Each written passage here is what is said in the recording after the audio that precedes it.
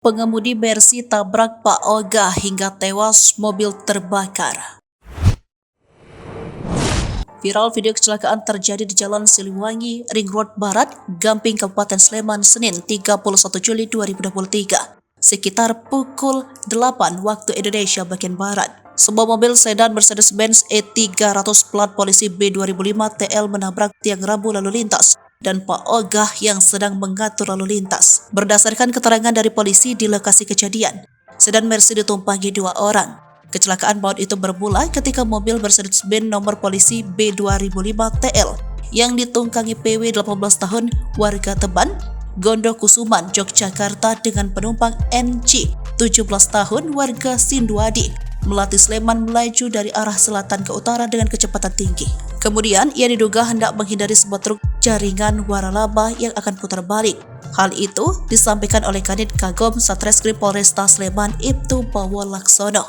Namun pengemudi Mercy mencoba mengerem namun diduga oleng ke kanan hingga naik pembatas jalan, menerabas sejauh lebih kurang 50 meter hingga menumpangkan sejumlah pohon sehingga mengakibatkan kebakaran di bagian kap mesin.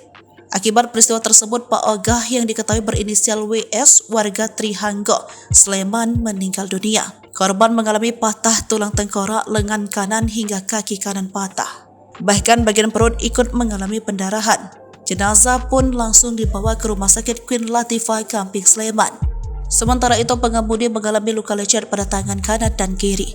Adapun penumpang NC mengalami luka lecet pada mata sebelah kanan, tangan kiri dan kaki kiri.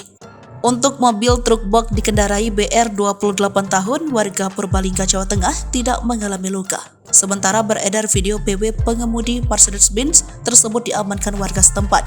Terlihat mobil tersebut ringsek pada bodi depan dan penyok bodi tengah dan belakang. Kaca pecah dan mesin terbakar. Kerugian diperkirakan sekitar 50 juta rupiah.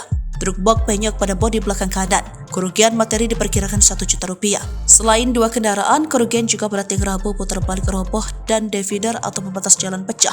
Dengan kerugian materi ditaksir sekitar 2 juta rupiah. Kecelakaan maut tersebut masih dalam penanganan pihak Satlantas Polresta Sleman.